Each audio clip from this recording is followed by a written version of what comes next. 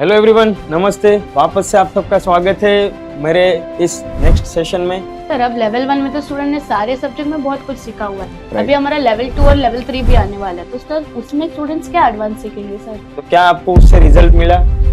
आपके बिजनेस में कुछ चेंज आए? क्योंकि जो विजन मैंने आपके साथ में शेयर किया था वो कोई थियोरिकल नॉलेज नहीं था। मीशो पे एंड अमेजोन पे तो बहुत ज्यादा लिस्टिंग हो चुके हैं, हजारों प्रोडक्ट्स है वहां पे। आपको ये देखना है कि सबसे ज्यादा क्या बिक रहा है। जो भी चीज सबसे ज्यादा बिक रही है उसको पिक करो। मैं सीधा आपको बोल रहा हूँ, कॉपी करो।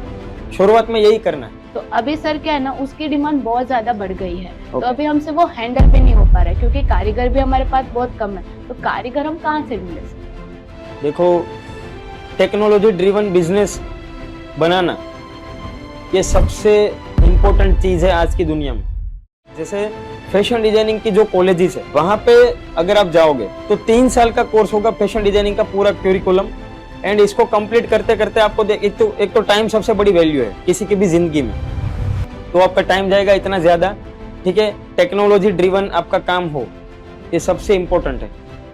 सूरत में टेक्सटाइल का हब है, तो यहाँ पे आपको जो फैब्रिक 20 रुपया मीटर मिलता है, शायद हो सकता है आपके एरिया में वो 100 रुपया मीटर मिलता हो, ठीक है।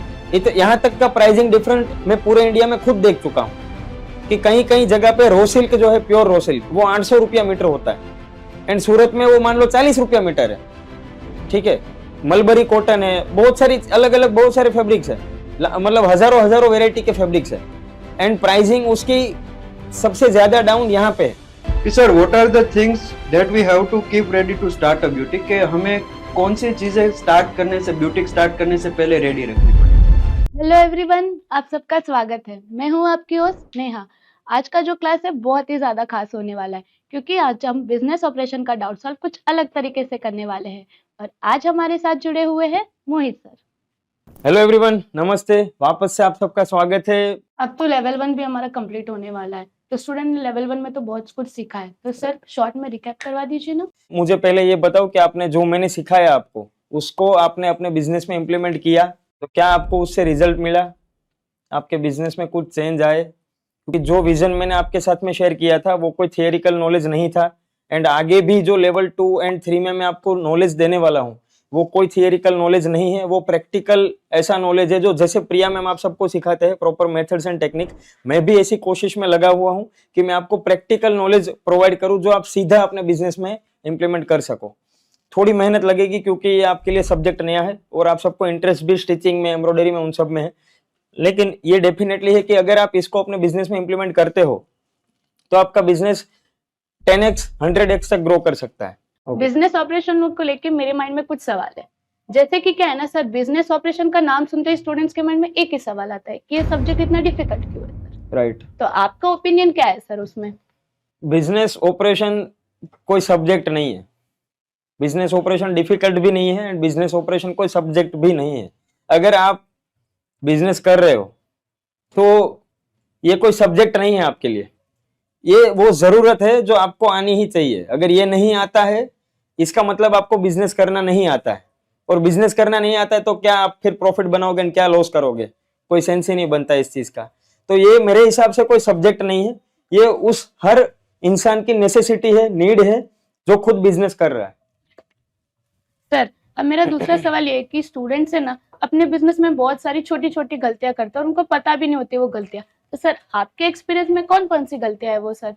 फैशन बिजनेस में देखो, बच्चे है ना, मतलब स्टूडेंट्स बहुत सारी गलतियां करते हैं स्टार्टअप जब करते हैं या फिर उनका बिजनेस जैसे जैसे आगे बढ़ता है। मैं तो बहुत सारे स्टूडेंट से मिलता हूँ। अभी कल ही मेरा हरियाणा टूर था, जो हमारे फैशन डिजाइनिंग फुल कोर्स के फैशन शो में जो 3rd विनर थे मंजीत कौर, उनको मिलने के लिए मैं गया था। एंड अभी अगले हफ्ते ही, मतलब प्रिया मैम के सेशंस के बाद मैं जाने वाला हूँ मुंबई 2nd विनर के पास एंड 1st विनर के पास, जो राजस्थान से आई थिंक सो।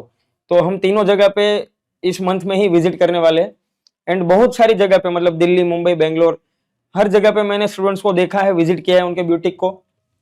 एक मेजर प्रॉब्लम जो मुझे समझ में आती है, सब लोग करते हैं, वो ये है कि कस्टमर को मना करना किसी को आता ही नहीं है। मतलब जितने भी ऑर्डर आ रहे हैं लिए ही जा रहे हैं। इसकी वजह से क्या हो रहा है पता है? कि आप कस्टमर को सही से डिलीवरी नहीं दे पा रहे हो। आपको मना करना नहीं आता है, यानी कि आपको डिलीवरी देना नहीं आता है अच्छे से। मैं ये समझता हूं अगर आप किसी को मना करना सीख जाओ तो आपका टाइम बचेगा जिसको आप यूटिलाइज करके कुछ नया सीख पाओगे। कई कई लोगों की जिंदगी ऐसी है जो सुबह 6 बजे से लेके रात 12 बजे तक सिलाई काम करते हैं, फिर भी उनका काम खत्म नहीं होता है, मतलब उनका कस्टमर के ऑर्डर पेंडिंग ही रहते हैं एंड वो डिलीवरी टाइम पे नहीं कर पाते, तो कस्टमर को सेटिस्फेक्शन नहीं मिलता है एंड वो फोकस होके एक काम नहीं कर पाते हैं, एक आउटफिट को फोकस नहीं कर पाते हैं, तो उनको फिर मतलब कस्टमर को फिटिंग फिनिशिंग भी सही से नहीं मिलती है। मेरे हिसाब से आपको उतना ही काम लेना चाहिए जितना आप सही से डिलीवर कर सको एंड उसके अलावा भी आपके पास दिन में 2 घंटे बचने चाहिए जो आपके खुद के लिए हो, कुछ नया सीखने के लिए। ठीक है, अगर ऐसा करोगे तो डेफिनेटली आपको ग्रोथ मिलेगा। एक टाइम ऐसा आएगा कि आप 300 400 500 में ब्लाउज सिल रहे हो, एक टाइम ऐसा आएगा कि आप 5000 में एक ब्लाउज सिल रहे हो। अगर यहां तक पहुंचना है तो खुद पे काम करना पड़ेगा। वो होता है ना कि कुल्हाड़ी को मतलब आप पेड़ काटते जाओ तो उसकी धार चली जाती है, तो फिर उसकी धार भी तो निकालनी पड़ेगी, तो उसके लिए हर रोज 2 घंटे खुद को देने, किसी के पास है ही नहीं वो। तो ये सबसे मेजर प्रॉब्लम मुझे लगता है ब्यूटिक इंडस्ट्री में, जो जितने भी मतलब महिला ओरिएंटेड, वुमन ओरिएंटेड जितने बिजनेस है वो सब इसको फेस कर रहे हैं। राइट सर, स्टूडेंट्स ने तो अपने सारे रिव्यू भी हमें शेयर कर दिए।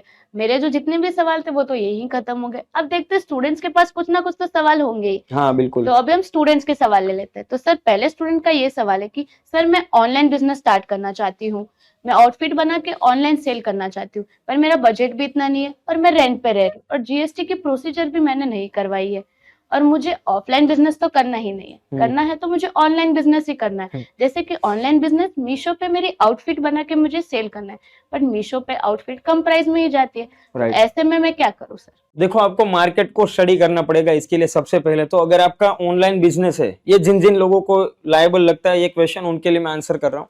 अगर आपका खुद का ऑनलाइन बिजनेस है या फिर आप करना चाहते हो एंड मीशो पे करना चाहते हो, बहुत सारे लोग होंगे शायद जो मीशो पे करना चाहते हैं, उसके लिए सिंपली आपको एक सिंपल फंडा फॉलो करना है। मैं आपको क्लियर करता हूं, अगर किसी ने किया हो तो वो यहाँ पे थंब भेज देना।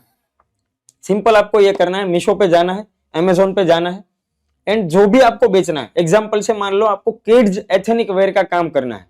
किड्स में 1 से 16 साल तक के बच्चों में आपको एथनिक वेयर यानी कि जो ट्रेडिशनल आउटफिट्स है वो आपको बनाने हैं एंड सेल करने हैं।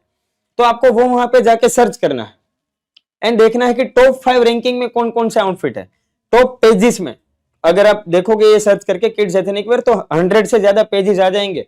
मतलब मीशो पे एंड अमेजोन पे तो बहुत ज्यादा लिस्टिंग हो चुके हैं, हजारों प्रोडक्ट्स है वहां पे। आपको ये देखना है कि सबसे ज्यादा क्या बिक रहा है, जो भी चीज सबसे ज्यादा बिक रही है उसको पिक करो। मैं सीधा सीधा आपको बोल रहा हूँ, कॉपी करो।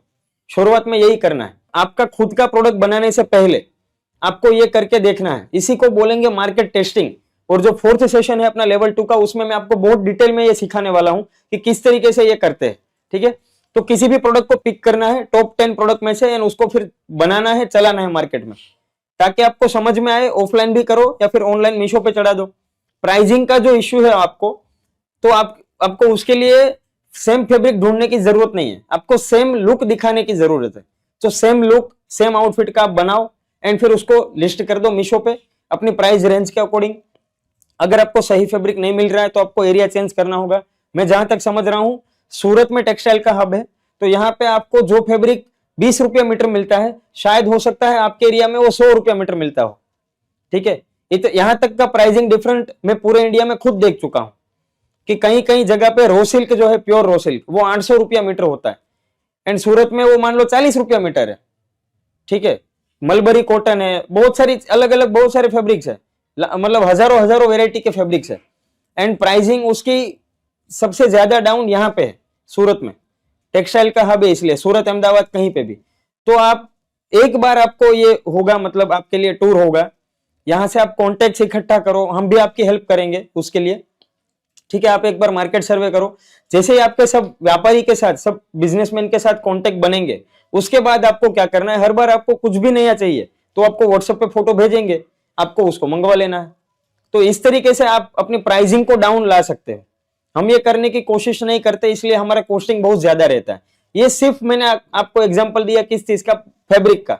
इस तरीके से मटेरियल की पूरी इंडस्ट्री है, जो हैंडवर्क का, जो अभी मेरी मैम से बात हुई, तो हैंडवर्क की पूरी जो इंडस्ट्री है वो मुंबई में है, भुवनेश्वर में है।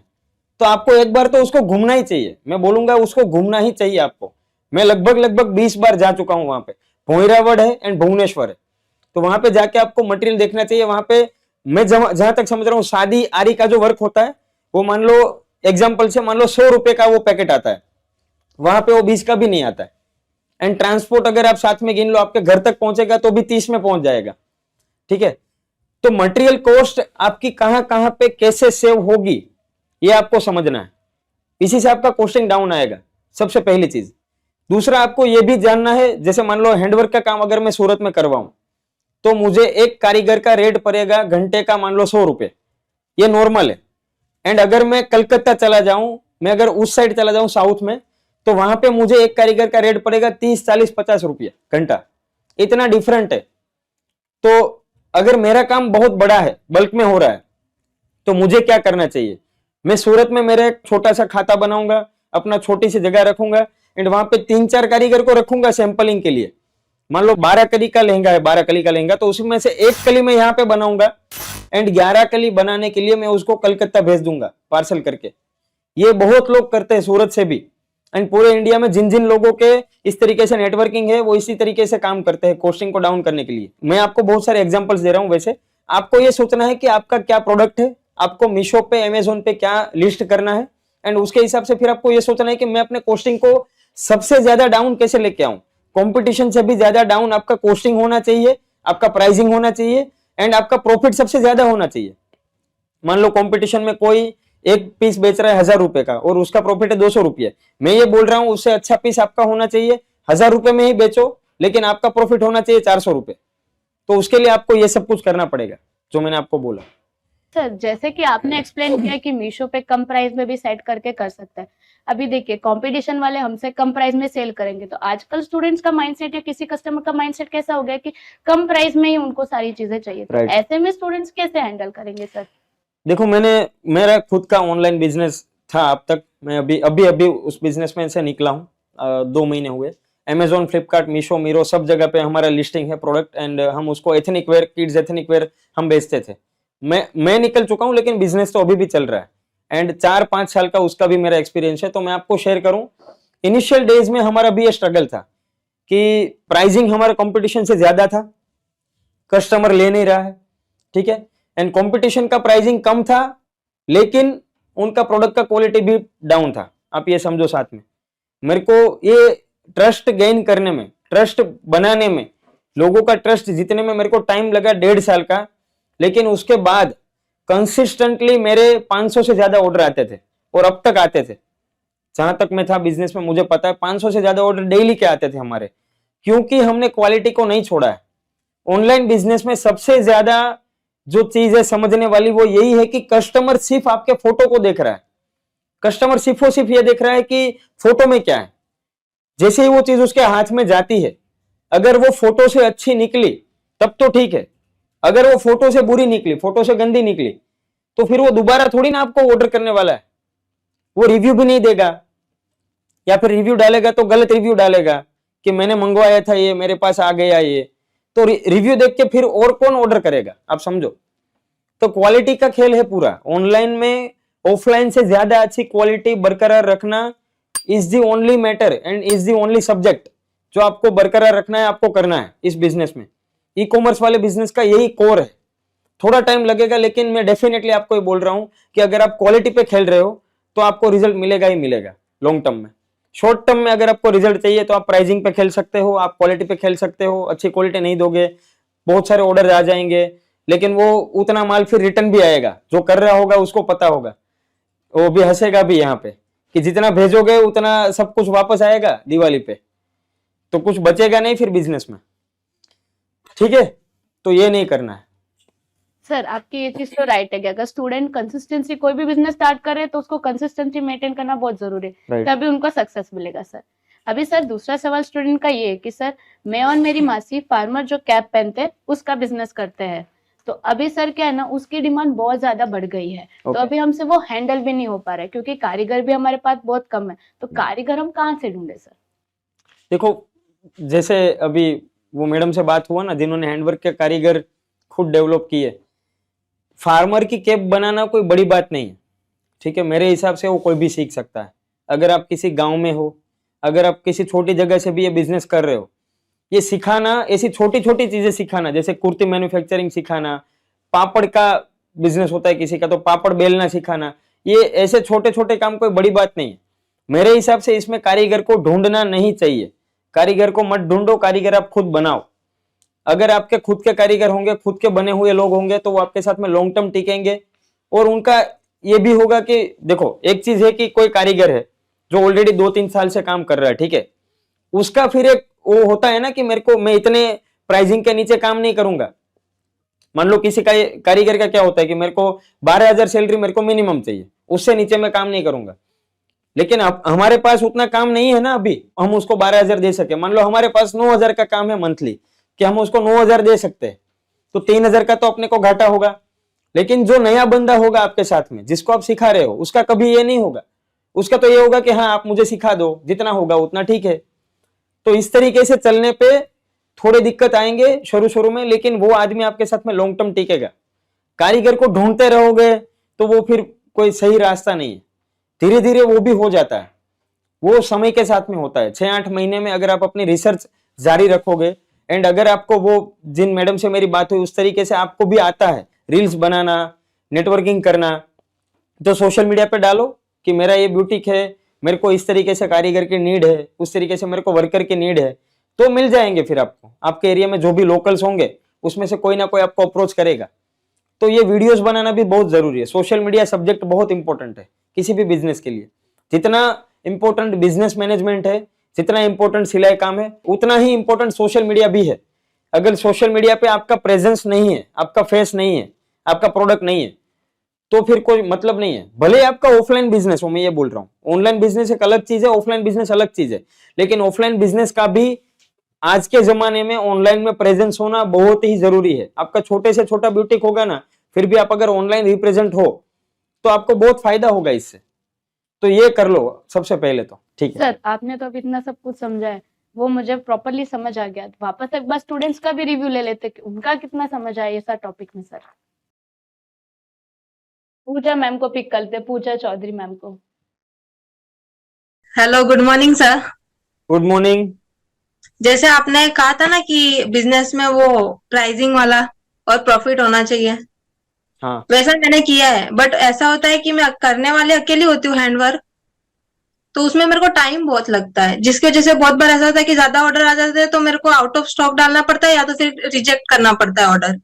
Right right. तो उसका सोल्यूशन क्या हो सकता है? क्योंकि ऐसा होता है कि मैं 2 दिन का टाइम मैनेजमेंट बिठाती हूँ और वो कभी कभी ऐसा होता है कि 2 दिन में नहीं होता है कुछ रीजंस के कारण। तो Right. उस टाइम मैंने क्या करना चाहिए? अभी आप कहाँ से हो, मतलब कहाँ से काम कर रहे हो? सूरत। सूरत से ही हो? हाँ तो यहाँ पे तो हैंडवर्क के कारीगर आपको जितने चाहिए उतने मिल सकते हैं। सही है। नहीं, अभी मैंने छोटा सा ही स्टार्ट किया है। जैसे कि मार्केट में अगर 200-2,000 का बेच रहे हैं कोई, तो हाँ मैं उसको हाँ। 1,000 रुपए में ही बेच रही हूँ, फिर भी मेरा 60-70% प्रॉफिट है उसमें। वो इसलिए है कि आप खुद बना रहे हो, आप अपना कॉस्ट नहीं गिन रहे हो ना। मेन चीज हाँ यही है। आप जो वर्क कर रहे हो उसको आप कॉस्ट हाँ नहीं गिन रहे हो, उसको आप फ्री गिन रहे हो, इसलिए 1,000 रुपए में आपको पड़ रहा है। मेरे हिसाब से वो प्राइसिंग ही गलत है। आप उसको 1,200-1,500 करो, एंड ये जो काम आप कर रहे हो उसको आउटसोर्स हाँ करो। सूरत में भागल चौक आपको पता ही होगा, वहां पे हाँ बहुत सारे ऐसे हैंडवर्क के यूनिट्स है, बहुत सारे खाते हैं जो ये काम करके आपको देंगे, और बहुत ही सस्ते रेट में करके देंगे।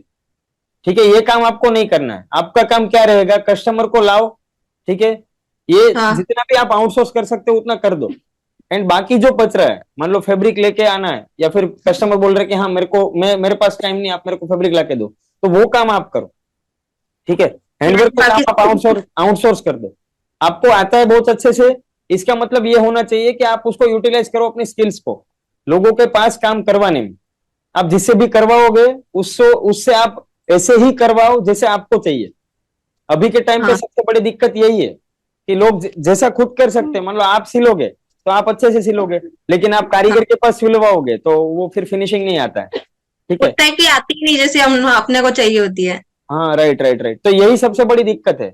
इसको सोल्व करने के लिए सिंपल फंडा यही है, शुरू में आप खुद कटिंग करके दो, उनको सिर्फ स्टिचिंग के हाँ लिए दो, एंड बाकी आप अपना माइंडसेट पूरा उनको समझाओ, बिठाओ, और ये बताओ कि देखो इस तरीके के मेजरमेंट में यही करना है। हर मतलब ये करने में आपको 6-8 महीने का टाइम लगेगा, लेकिन हाँ अगर ये जो बंदा आपके साथ में जुड़ रहा है वो अगर एश्योर्ड होगा कि वो लॉन्ग टर्म है, तो वो रिजल्ट फिर आपको निकल के आएगा, फिर आपको आगे चल के वो काम नहीं करना पड़ेगा। अभी मेरी टीम में मुझे जितने भी वर्कर्स हैं उन पे काम नहीं करना पड़ता है, उनको पता ही है कि मोहित सर को क्या चाहिए। अगर मैंने कोई ऑर्डर लिया है किसी कस्टमर के ब्राइडल का ऑर्डर, तो मेरे पास पूरा एक लुकआउट पेज है, जैसे मेजरमेंट बुक है प्रिया मैम का, आपने देखा होगा। तो बिल्कुल देखा है, उसी तरीके से एक लुकआउट पेज है जिसमें पूरे ऑर्डर की डिटेल लिखी हुई है कि ये काम यहाँ पे ऐसे ही करना है, पूरा ड्रॉ किया हुआ है कि यहाँ पे ऐसे वल की लाइन बनेगी, यहाँ पे ऐसे शादी की लाइन बनेगी, ये भरना है, इसको चौकड़ी करना है, सब लिखा हुआ है। तो वो मेरे यानी को उससे खुद से मिलता है। हो जाएगा। हाँ बिल्कुल बिल्कुल। तो ऐसे करोगे काम तो फिर आपको रिजल्ट भी मिलेगा। शुरू शुरू में दिक्कत होगी, लेकिन 3 4 5 महीने में आपको इतना अच्छा रिजल्ट मिलेगा कि आप मल्टीपल ऑर्डर्स ले पाओगे।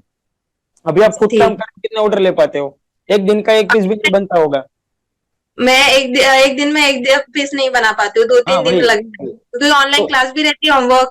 हाँ वही तो उससे अच्छा यही होगा कि आप इसको आउटसोर्स करो, एक दिन में आप 4 5 पीस आराम से बनाओगे। तो हाँ। आपका आपका ये रेशियो 1000 वाला जो प्राइसिंग है उसको आपको चेंज करके थोड़ा बढ़ाना पड़ेगा कंपटीशन के हिसाब से, लेकिन आपका प्रॉफिट बढ़ जाएगा फिर टाइम रहते। मैं ट्राई करूंगी ये जरूर। Thank you sir. Thank you. Student का रिव्यू लेके तो हमें ये पता चल गया कि स्टूडेंट्स सारी चीजें हैंडल कर रहे हैं, हमारी लाइव क्लास भी ज्वाइन कर रहे हैं, रिकॉर्डिंग भी देख रहे हैं और खुद का बिजनेस भी कर रहे हैं सर। Right. तो ये चीजें तो हमें बहुत अच्छी लगी कि स्टूडेंट्स सब कुछ एक साथ हैंडल कर रहे हैं। अब सर स्टूडेंट्स का लास्ट सवाल ये है कि सर मैं बिजनेस बढ़ाने के लिए प्राइस बढ़ाना चाहिए कि कम रखना चाहिए? क्योंकि अभी तो मैं मेरे एरिया के अकॉर्डिंग प्राइस सेट कर रही हूँ। मेरा टारगेट सभी ऑडियंस है, जिसको कम प्राइस में करवाना है, जिसको हाई प्राइस में करवाना है, बट अभी सभी को कम प्राइस में अच्छी क्वालिटी चाहिए रहते। तो सर ऐसे में मैं क्या करूँ? वही मैं आपको आंसर जो मैंने किया कि सभी, पहले तो देखो 2 चीजें, सभी ऑडियंस को टारगेट नहीं करना है, सबसे बड़ी गलती है ये कि हम सबको कस्टमर बनाने की कोशिश करते हैं, तो वो मत करो। एंड दूसरा है कि प्राइसिंग पे मत खेलो, आप कस्टमर की नीड के ऊपर खेलो। कस्टमर क्या चाहता है उसको समझो, प्रोडक्ट को समझो एंड फिर प्राइसिंग को डिसाइड करो।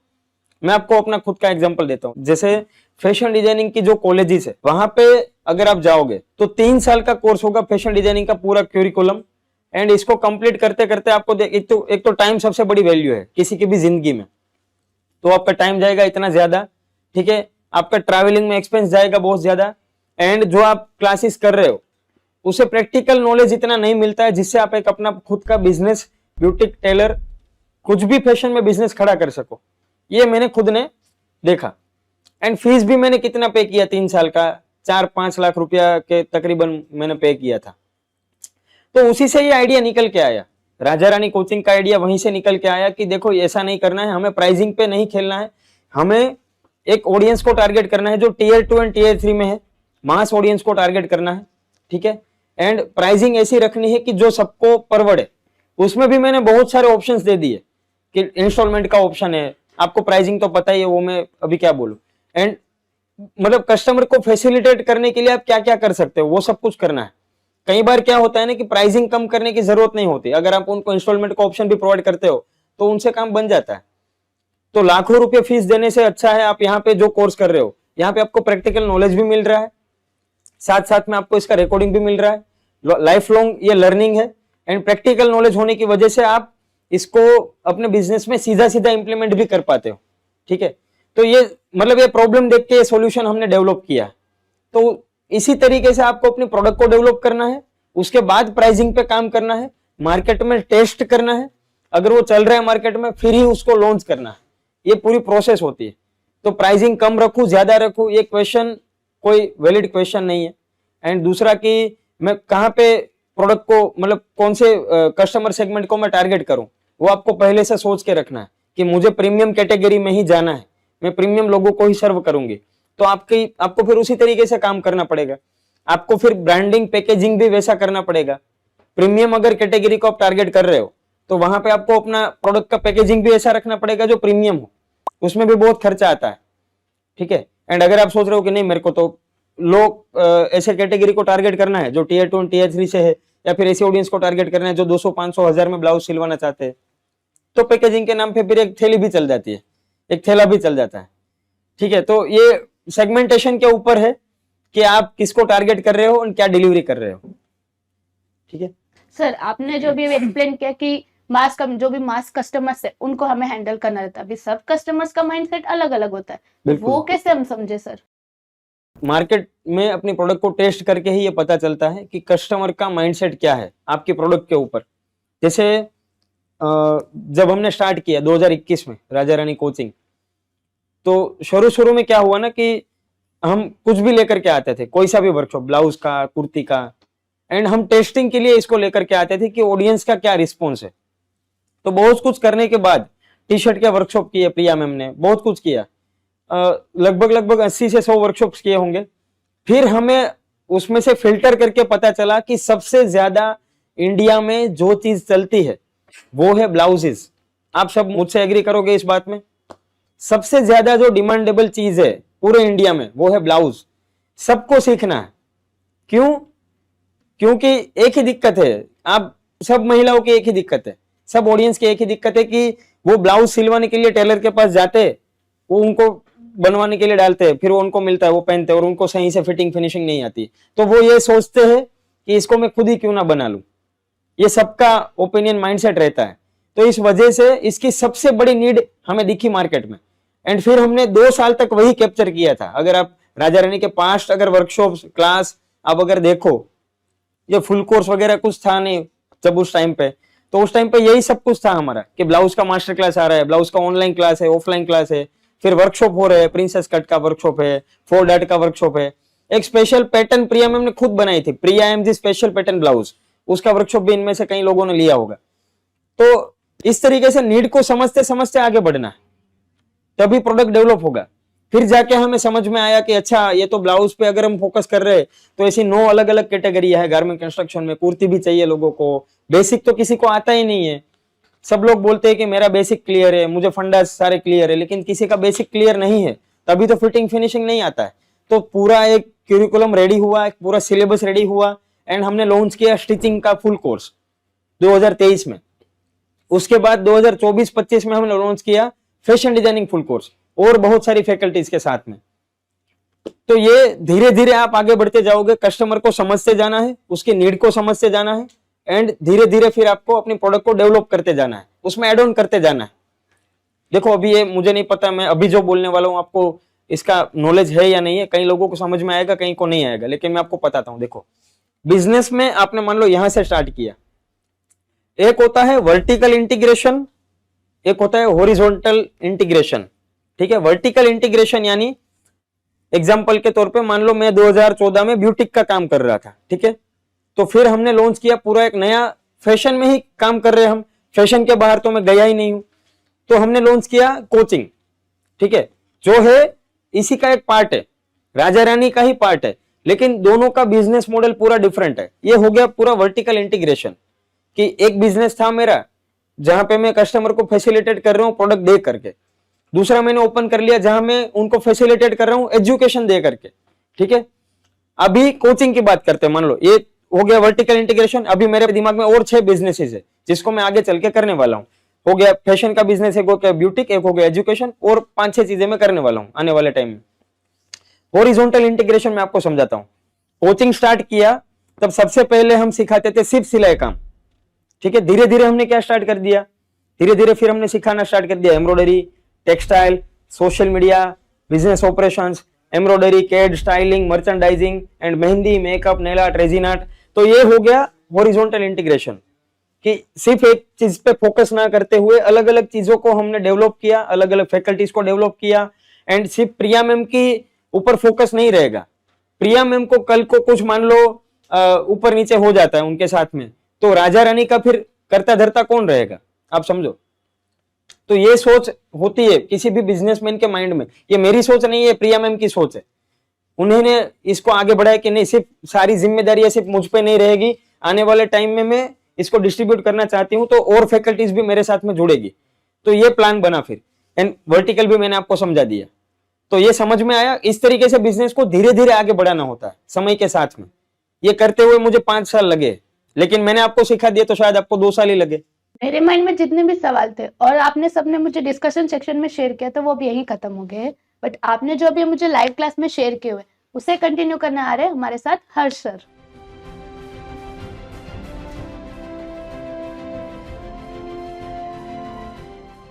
अभी स्टूडेंट्स के भी जो भी क्वेश्चंस थे वो स्नेहा जी ने थोड़े से कवर कर लिए, थोड़े से स्नेहा जी के क्वेश्चंस थे। तो अभी स्टूडेंट्स के थोड़े से लाइव क्वेश्चंस जो Q&A बॉक्स में आए थे वो मैं थोड़े से सर से पूछना चाहता हूँ।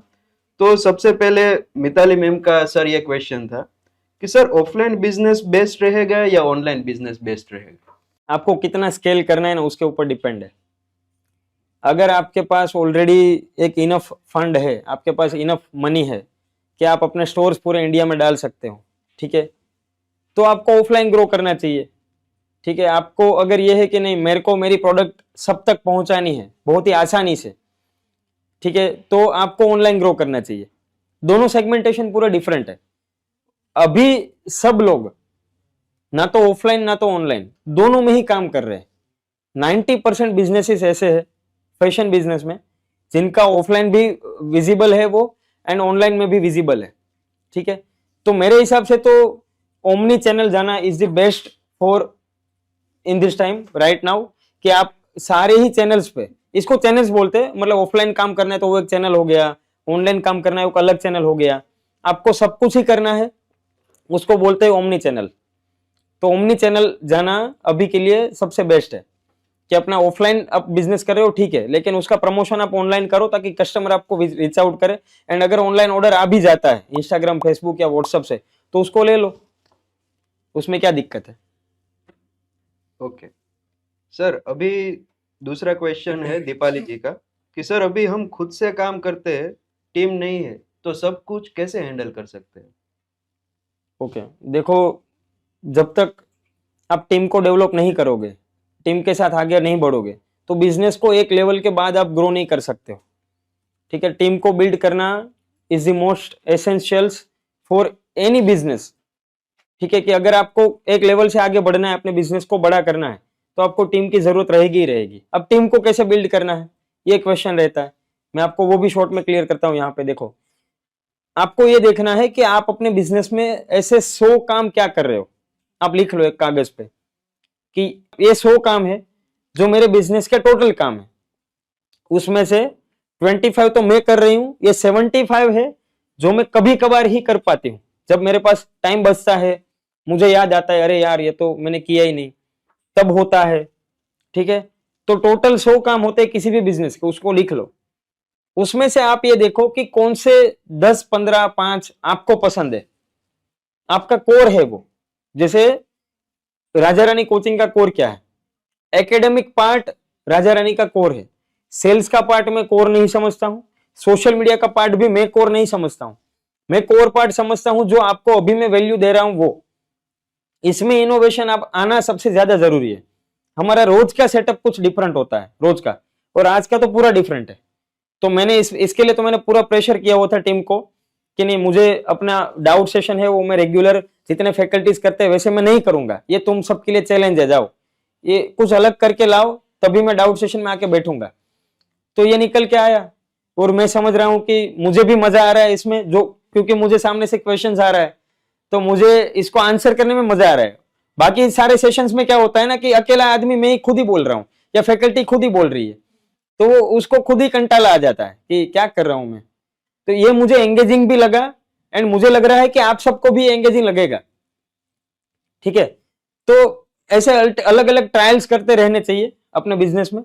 एंड आपका क्वेश्चन था, एक बार उसको वापस रिपीट कीजिए, मैं उसका वापस से सही से आंसर करता हूँ। मेरा क्वेश्चन ये था सर कि सर अभी हम खुद से काम करते हैं, हाँ, हमारे पास टीम नहीं है, तो सब राइट, कुछ अकेले कैसे हैंडल कर सकते हाँ हैं? बिल्कुल। तो इसी का मैं आपको इसको आगे कंटिन्यू करता हूँ। देखो, अगर मेरे पास में ये टीम नहीं होती तो क्या मैं रोज ये अलग अलग सेटअप कर पाता, क्या मैं रोज कुछ नया कर पाता? ये पॉसिबल ही नहीं है किसी के लिए। तो इसी तरीके से आपको आगे बढ़ना है, एक एक लोगों को अपने साथ में जोड़ना है, पिक करना है। एंड वो जो 100 काम थे उसमें से 5 आपके कोर काम आप चूज कर लो। जैसे प्रिया मैम ने चूज कर लिया कि ये काम तो मैं ही करूंगी, फैकल्टी के साथ कोऑर्डिनेशन में करूंगी, अपना खुद का सिलेबस डिसाइड मैं करूंगी, फैकल्टी का सिलेबस डिसाइड मैं करूंगी, बाकी बिजनेस के सारे ऑपरेशंस है, HR डिपार्टमेंट, अकाउंटिंग डिपार्टमेंट, उसके बाद सोशल मीडिया हो गया, सेल्स हो गया, हम प्रोडक्ट भी बेचते हैं, ठीक है, फर्मा वगैरह वो सब कुछ, तो वो काम हो गया, वो सब कुछ है, उसकी टीम है, ऑपरेशन है उनका, वो सब कुछ मैं देखता हूँ। एंड जो कोर टीम है, R&D team, research and development की टीम, उन सबका काम प्रिया मैम देखती है। तो ये पहले से ही डिसाइडेड है कि 5% काम जो कोर काम है वो प्रिया मैम करेंगी, 95% का जो काम है बाकी का वो मैं करूंगा।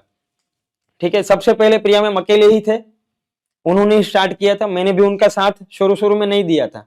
6-8 महीने तक मैं इस बिजनेस में नहीं था, उन्होंने मुझे कन्विंस किया कि नहीं तुमको इस बिजनेस में आना ही है, मुझे हेल्प करनी ही पड़ेगी तुम्हें, तभी ये आगे बढ़ेगा। तो मैं इसमें जुड़ा एंड धीरे धीरे फिर टीम भी जुड़ी।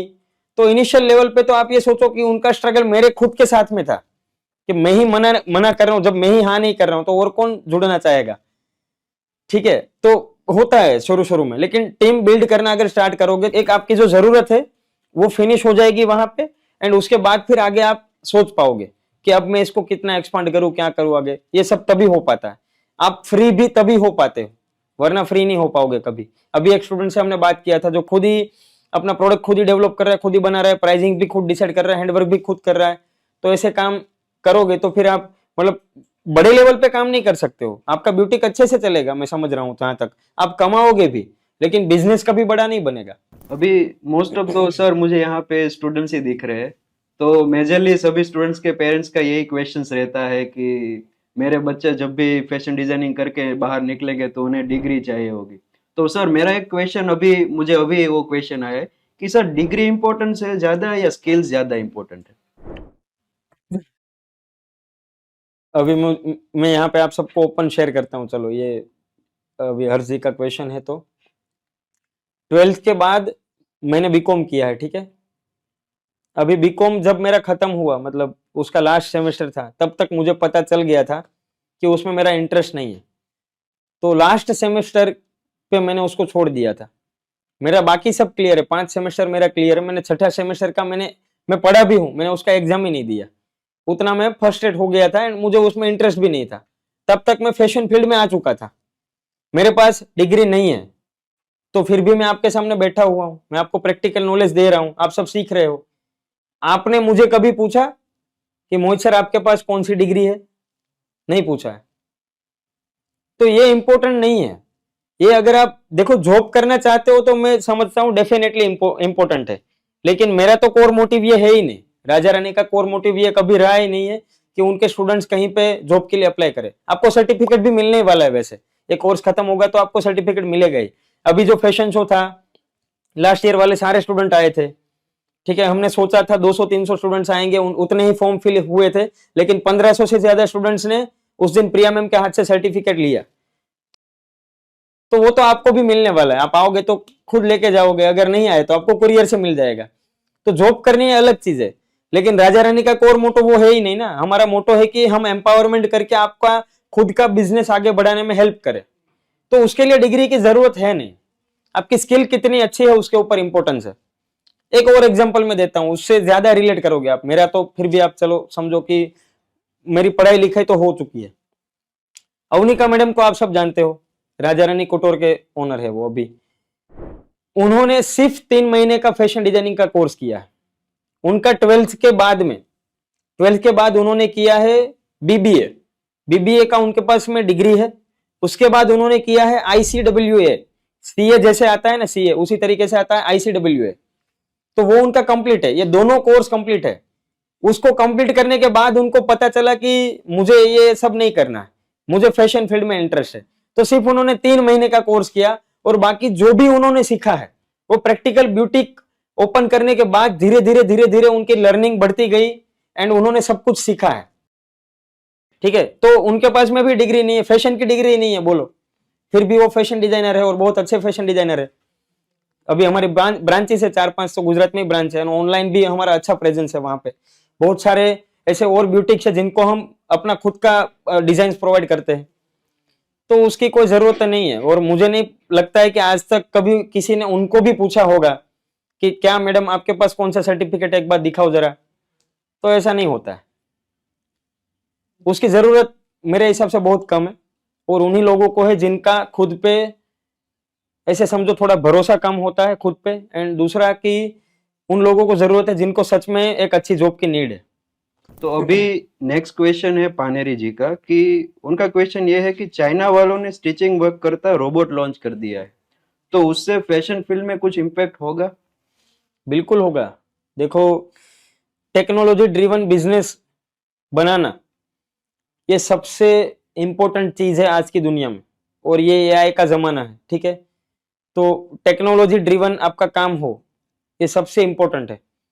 मुझे पता है, अभी कल ही हमारे शोरूम पे मेरा भाई भी अभी मेरे बिजनेस में मेरे साथ में ही है, मिलन भाई, और प्रिया मैम के सपोर्ट में सबसे पहले वही थे कोचिंग के लिए।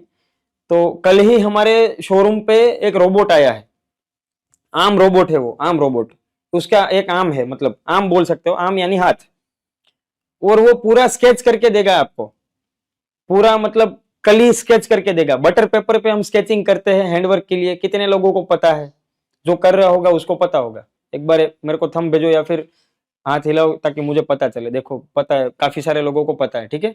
तो बटर पेपर पे स्केचिंग के लिए आप खुद करते होंगे अभी तो मैन्युअली, कस्टमर से ऑर्डर लिया आपने एंड वो डिजाइन समझा आपने, फिर आप पूरा उसको कली बनाते हो, अम्ब्रेला बनाते हो एंड फिर उसको ड्रॉ करते हो। उसके लिए टेक्नोलॉजी आ चुकी है मार्केट में। अब मैं सिस्टम से ही एक कली डिसाइड कर सकता हूं कि कली का ऊपर का ये 2 इंच रहेगा, नीचे का 12 इंच रहेगा, इतनी गोलाई रहेगी, नीचे ये स्ट्रेट जाएगी लाइन, एंड इसके बाद में उसमें फिगर डाल दूं। अगर अपने कंप्यूटर से ही अगर मैं फिगर डाल दूं कि यहाँ पे मेरे को मोर चाहिए, यहाँ पे मेरे को एक वेल वाली डिजाइन चाहिए, यहाँ पे नीचे मेरे को क्रॉस जिगजैग वाला सिर्फ फल वाला डिजाइन चाहिए, अगर मैं इसको ड्रॉ कर दूं वहां पे पीसी पे उठा के अगर मैं डिजाइन डाल दूं तो वो पूरा रेडी हो जाएगा। वो आर्म रोबोट पूरा उसको स्केच करके रेडी करेगा।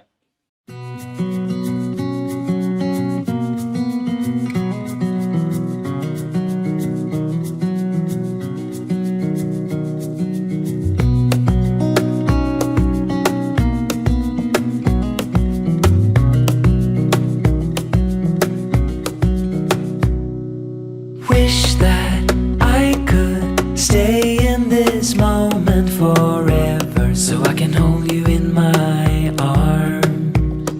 I will carry you on my shoulders as long as I'm able. Scare the monsters under your bed. Deep in the abiding, liking for you is all I need. Until my heart gives in, I will do everything I can for you.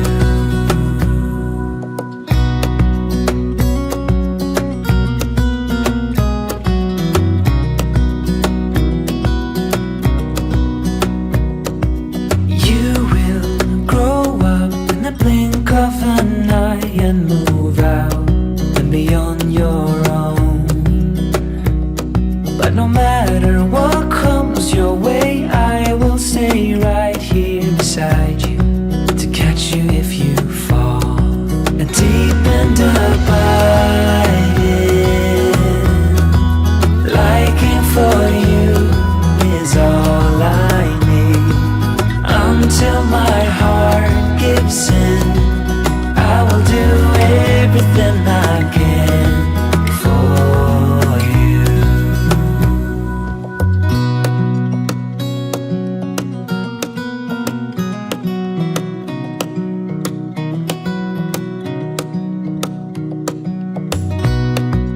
आप सोचो, ये जो काम हो रहा था ना अभी, वो बटर पेपर के ऊपर हो रहा था। जिसने नोटिस किया वो उसको समझ में आ गया होगा, ठीक है। तो ये इतना आसान हो चुका है अब। ये मशीन हमारे पास है, मतलब अभी ये मतलब डेवलपमेंट फेज में था। मेरे भैया ने काफी चेंजेस किए। वो इंजीनियर है एक्चुअली, तो 10 साल उसने एल&टी में काम किया है, लार्सन एंड टोब्रो में, तो इसलिए ये सब कुछ उसको आता है। तो खुद ही उसने ये पूरा डेवलप किया है आर्म्स रोबोट। तो इससे क्या हुआ ना, अभी हमारी प्रोडक्टिविटी इतनी बढ़ गई। आप सोचो 2 मिनट में वो ऊंट बन गया। अगर बचपन में ये मेरे पास होता ना तो मैं ड्राइंग करता ही नहीं, और फिर भी मेरा फर्स्ट रैंक आता क्लास में। तो ये अब इतना काम का है, इससे हमारी प्रोडक्टिविटी बढ़ गई। एंड अब हमें कोई भी फिगर बनाना है, कोई भी कली बनानी है, कुछ भी अम्ब्रेला का डिजाइन बनाना है, तो हमारे लिए बहुत आसानी से ये काम हो रहा है।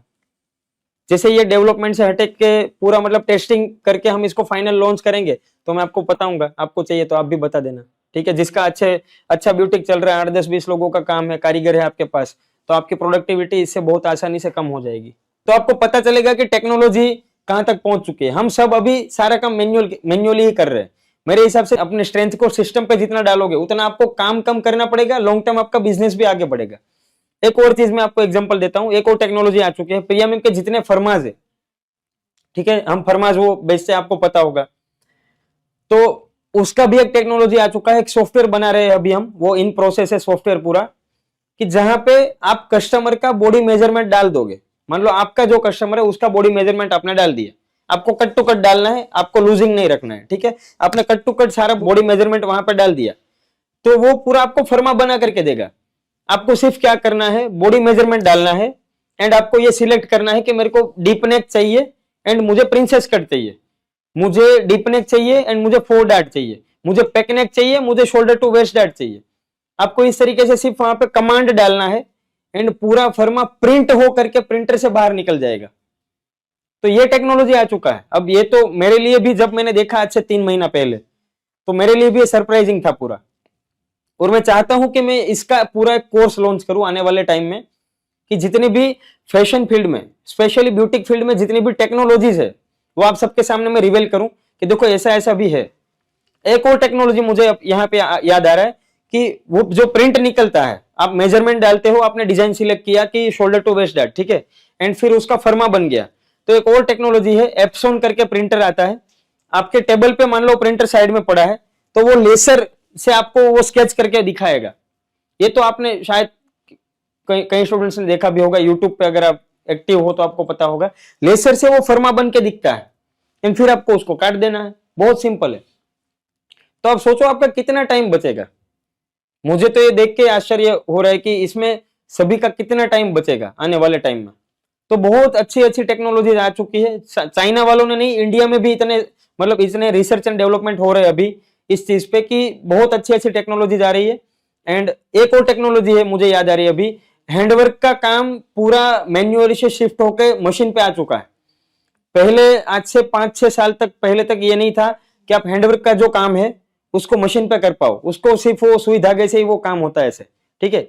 अब उसके भी मशीन आ गए, आपको वल का काम करना है, आपको मोती का काम करना है, सेम टू सेम आपको बीडिंग बना के देगा डिजाइन। आप बोल भी नहीं सकते हो कि ये हैंडवर्क है या मशीन वर्क है, यहां तक टेक्नोलॉजी आ चुकी है।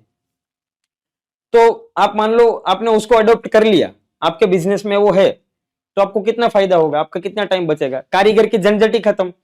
अभी 3 लोगों ने आके मुझसे वो क्वेश्चन पूछा है आज के डाउट सेशन में कि हमें कारीगर का प्रॉब्लम है, हमें कारीगर का प्रॉब्लम है। तो आप ये सोचो वो तो प्रॉब्लम ही सोल्व हो गया। लेकिन मैंने इसलिए वहां पर डिस्कस नहीं किया था कि वो टेक्नोलॉजी अभी बहुत महंगी है, मतलब आपको मशीन लेना 60-70 लाख का मशीन आता है, तो टेक्नोलॉजी सच में महंगी है। मेरे खुद के पास नहीं है वो भी, हम सोच रहे हैं उसको इंपोर्ट करने के लिए चाइना से। तो जैसे ही आएगी तो मैं वो भी आपको दिखाऊंगा कि पूरा एक मशीन होता है जिसमें हैंडवर्क का काम हो रहा है, और वो एक मशीन 10 कारीगर का काम कर रहा है। अगर 10 कारीगर बिठाओगे और जितना काम वो करेंगे उतना ही एक मशीन कर रहा है, तो परवड़ेगा भी। अगर आपके पास में 10 कारीगर का काम है तो आप 10 कारीगर को निकाल के एक मशीन ले लोगे तो वो आपको परवड़ेगा। लेकिन फंडा ये है कि 10 कारीगर का काम होना चाहिए, सिंपल। तो अगर ये है तो वो मशीन भी आपको परवड़ेगी, सिंपल। तो बहुत अच्छी अच्छी टेक्नोलॉजी मार्केट में आ चुकी है। ओके सर, तो अभी आपने राजा रानी कुटीर के बारे में तो बता दिया, उसमें मेजरली मुझे पता है तब तक तो रेंट का ही बिजनेस चलता है।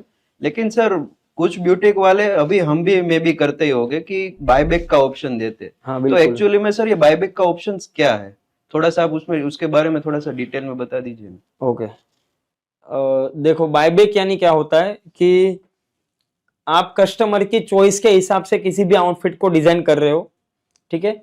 जैसे कस्टमर आपके पास में ऑर्डर देने के लिए आता है कि मुझे अपने मैरिज के अकॉर्डिंग कोई भी आउटफिट बनाना है, मुझे ये फंक्शन के लिए ये कुर्ती बनानी है, मुझे ये फंक्शन के लिए मेरे को ब्लाउज बनवाना है, ठीक है। तो आप वो ऑर्डर ले लेते हो, समझते हो अपनी नीड के अकॉर्डिंग कि ये कस्टमर को इस तरीके से पूरा ये ब्लाउज चाहिए या फिर ये पूरा ब्राइडल का सेट चाहिए। फिर आपने उसमें अपना दिमाग भी एड ऑन किया कि नहीं देखो ये आप जो बोल रहे हो वो आपके लिए ठीक है, आपके लिए ये डिजाइन ठीक है, लेकिन लॉन्ग टर्म में अगर फिर मुझे ये बेचना है तो फिर मैं इसको बेच नहीं पाऊंगी अगर मेरा टेस्ट इसमें नहीं होगा। तो दोनों का टेस्ट मर्ज होता है, कस्टमर का भी एंड आपका भी, एंड पूरा एक डिजाइन रेडी होता है। फिर क्या होता है, जैसे ही वो पीस रेडी हो गया तो मान लो कस्टमर का मैरिज का डेट है 21 दिसंबर, तो उसको मिलेगा 20 दिसंबर को वो उसको लहंगा मिलेगा, ट्रायल्स वगैरह सब हो चुका है, पहले आपके ब्यूटिक पे आकर के उन्होंने ट्रायल्स सब कुछ कर लिया। 20 को उनको मिलेगा, 21 को उन्होंने पहना, 22 को वो आपको वापस रिटर्न कर देंगे। एंड जितने का वो बना है उसका 50% अमाउंट आपको उससे ले लेना है। सब मतलब बायबैक का सबका कंडीशन अलग अलग रहता है, कोई 40-60 करता है, कोई 60-40 करता है, कोई 70-30 करता है, लेकिन 50-50 इज द जेन्युइन जो मैं समझता हूं। तो 50-50 में ये होता है कि मान लो 1 लाख का पीस बना तो 50,000 कस्टमर आपको पे करेगा, 50,000 आपको अपनी जेब से डालना था पहली बार में, फिर वो आपको फिर रेंट पे देना है, बेच देना है, वो आपके ऊपर है। तो इसको बायबैक बोलते हैं बाय द वे। मतलब यही है बायबैक का सिस्टम कि जिस कस्टमर ने आपसे बनवाया है उसकी चॉइस का बनेगा, उसको आपको देना है वन टाइम यूज के लिए, फिर वो आपको वापस दे देगा। 2 काम हो गए इसमें। कस्टमर का काम ये हो गया कि उसको उसकी चॉइस का पीस मिल गया, एंड आपका काम ये हो गया कि आपकी इन्वेंट्री में, आपके स्टोर में एक पीस बढ़ गया। दोनों का फायदा है। ओके, चलिए सर, अभी नेक्स्ट क्वेश्चन जैनब जी का है ओके कि हर बिजनेस में कंपटीशन ज्यादा है, तो उस कंपटीशन को बीट करने के लिए हमें अपनी प्रोडक्ट कैसे सेल करनी चाहिए? जैसे कंपटीशन को बीट नहीं करना है, कंपटीशन से अलग काम करना है। मैं हमेशा से ये बोलता हूँ, कंपटीशन को क्यों बीट करना है आपको? देखो, कंपटीशन को बीट करने के लिए आपको प्राइसिंग पे खेलना पड़ेगा। अगर कोई 2000 का बेच रहा है, आपको 1800 का बेचना पड़ेगा। मैं बोल रहा हूँ वो चीज बेचो ही मत। आप कुछ ऐसा बनाओ, कुछ यूनिक बनाओ, अपने बिजनेस का फंडा ही अलग लगाओ कि आप अपने मन की प्राइस ले पाओ। तो कंपटीशन के साथ नहीं खेलना है, एक तो ये है। दूसरी चीज, हर एक फील्ड में कंपटीशन ज्यादा है, मैं समझ रहा हूँ, हाँ बिल्कुल ज्यादा है, लेकिन इसका ये मतलब नहीं है कि अच्छे लोगों की अभी मार्केट में जरूरत नहीं है। फैशन फील्ड में टोटल 27,000 करोड़ का बिजनेस बन सकता है पूरे इंडिया में, एंड टेलर जो अभी डिमांड फुलफिल कर रहे हैं वो 5,000 करोड़ की भी नहीं है। यानी इतना बड़ा गैप है मार्केट में कि आप उसको आइडेंटिफाई करके गैप को फुलफिल कर सकते हो। इतने कपड़ों की जरूरत है मार्केट में। अगर रेडीमेड आप लाइन को चूज करते हो तो आप ऑनलाइन बेचो, अगर आप कस्टम फील्ड को चूज करते हो, मेरे को कस्टम बनाना है, तो आप ऑफलाइन बेचो। आप अपना खुद का ब्यूटिक करके आप जीन्स भी बेच सकते हो, कस्टम जीन्स बना करके भी बेच सकते हो। अभी वो ट्रेंड भी मैंने एक जगह पे, एक स्टोर पे देखा था कि हैंडवर्क वाले जीन्स बेच रहे हैं लोग, एक एक पेज बना कर करके। तो बिजनेस तो कुछ भी बन सकता है। यूनिक आइडिया लगाओगे तो ज्यादा पैसा कमा पाओगे। अगर कंपटीशन में घुस जाओगे तो मार्जिन कम मिलेगा, लेकिन ये रहेगा कि हाँ एक टाइम पे आपका माल बिक जाएगा, ये आपको श्योरिटी रहेगी। यूनिकनेस में, अलग करने में ये थोड़ा रिस्क बढ़ जाता है कि हमें डर लगता है कि अगर मैंने कुछ नया ही स्टार्ट कर दिया तो वो बिकेगा नहीं बिकेगा। मुझे पता है आप सबका यही क्वेश्चन रहता है, तो उसके लिए मार्केट का टेस्टिंग करना जरूरी है, और वो मैं आपको 4th सेशन जो है मार्केट टेस्टिंग, उसमें सिखाने वाला हूँ। अभी पायल जी का ये क्वेश्चन है कि सर ट्रेडमार्क होता है, कंपनी रजिस्ट्रेशन होता है, फिर हमारी जो वेबसाइट होती है उसके डोमेन लेने होते हैं, तो ये सब कुछ का हम कहाँ से वो रजिस्ट्रेशन करवा सकते हैं? देखो, ट्रेडमार्क मेरे हिसाब से हर किसी को लेना चाहिए, हर किसी की वेबसाइट भी होनी चाहिए, एंड डोमेन भी, जो आप बोल रहे हो वेबसाइट के लिए डोमेन, ये सब कुछ होना चाहिए आपके पास। शुरू शुरू में आपको नहीं पता होगा, आपको अगर रेफरेंसेस चाहिए तो हम आपको शेयर कर सकते हैं। एंड बाकी अगर आप गुजरात के बाहर हो, यहाँ तक तो ठीक है, चलो एक लिमिट है, मैं आपको बेंगलोर के भी कॉन्टेक्ट दे सकता हूँ, दिल्ली के भी दे सकता हूँ, ये सब मैं आपको शेयर कर सकता हूँ। लेकिन मेरे हिसाब से आपको इंडिविजुअली, आपके जो पहचान में है कोई ऐसा बंदा जिसको टेक्नोलॉजी का नॉलेज है, उससे ये काम करवा लेना चाहिए पहले, कि आपका खुद के ब्रांड का आपके पास में ट्रेडमार्क हो, दूसरा कि आपका वेबसाइट हो, एंड तीसरा कि वेबसाइट का डोमेन आपके खुद के नाम पे हो। ठीक है, तो ये जिसको मतलब आपके फैमिली में, फ्रेंड में जिसको भी थोड़ा बहुत भी नॉलेज है, उससे या तो आप खुद सीख लो, एंड अगर आपकी ये फील्ड ही नहीं है, आपकी मतलब आपको ये है कि नहीं मेरे को इसमें इंटरेस्ट नहीं है, तो आप मतलब किसी को भी बोलो अपने रिलेशन में कि ये इतना मेरे को करके दो, एंड अगर नहीं हो रहा है तो आप हमारी टीम की भी हेल्प ले सकते हो, कोई दिक्कत नहीं। अभी कल की बात करूं, मैं हरियाणा था, तो वो जो मैडम है, मतलब जो हमारे 3rd विनर है फैशन शो के, उनके ब्यूटिक का नाम है MK लाइफस्टाइल ब्यूटिक। MK यानी मंजीत कौर, उन्होंने रखा है MK लाइफस्टाइल ब्यूटिक, ये उनके बिजनेस का नाम है। और मुझे लगता है जनरली आप सबके भी बिजनेस के नाम कुछ इसी तरीके से होंगे। उनको ये चाहिए था कि प्रिया मैम उनके बिजनेस का नाम रखे, तो कल उन्होंने हमें रिक्वेस्ट किया कि आप प्रिया मैम आप हमारे बिजनेस का नाम रखो, मेरे को एक नया ब्यूटिक ओपन करना है बगल में, बड़ा सा उनका कोई स्टार्टअप उनको करना है, तो उनके लिए वो प्लान कर रहे हैं। तो फिर मैंने उनके बारे में जाना कि आपको एरिया में लोग किस नाम से जानते हैं, मतलब आपके ब्यूटिक को कैसे जानते हैं। मतलब मैंने बहुत सारे क्वेश्चंस पूछे, लेकिन मैं कोर क्वेश्चन आपको बोल रहा हूँ। तो उन्होंने बोला कि वैसे मेरे ब्यूटिक का नाम अभी MK लाइफस्टाइल ब्यूटिक है, लेकिन सब मेरे को जानते तो मंजित का ब्यूटिक इसी तरीके से जानते हैं, मंजित के वो शॉप पे जाना इसी तरीके से जानते हैं। तो मेरे हिसाब से तो उनका शॉप का नाम होना चाहिए मंजित लाइफस्टाइल ब्यूटिक, या फिर उनका शॉप का नाम होना चाहिए मंजित ब्यूटिक, कुछ ऐसा ही नाम होना चाहिए, क्योंकि लोग जानते ही उस नाम से है। अब आप खाली फोकट में कुछ नया नाम रख के वापस से उसकी वो करोगे, रेप्यूटेशन बनाओगे। एक नाम को रेप्यूटेड होने में सालों का टाइम लगता है। मैंने राजा रानी नाम को कंटिन्यू इसीलिए किया था कोचिंग में कि मुझे उस पर काम ना करना पड़े। राजा रानी कोटौर का नाम 2014 से चला हुआ आ रहा था, 2020 तक था, वो अभी भी है, लेकिन इसलिए मैंने इसको 2021 में कोचिंग में कंटिन्यू किया कि नए नाम के साथ मुझे एक नई रेप्यूटेशन खड़ी ना करनी पड़े। इसका लेवरेज मुझे बहुत ज्यादा मिला। आप समझ रहे हो बात को?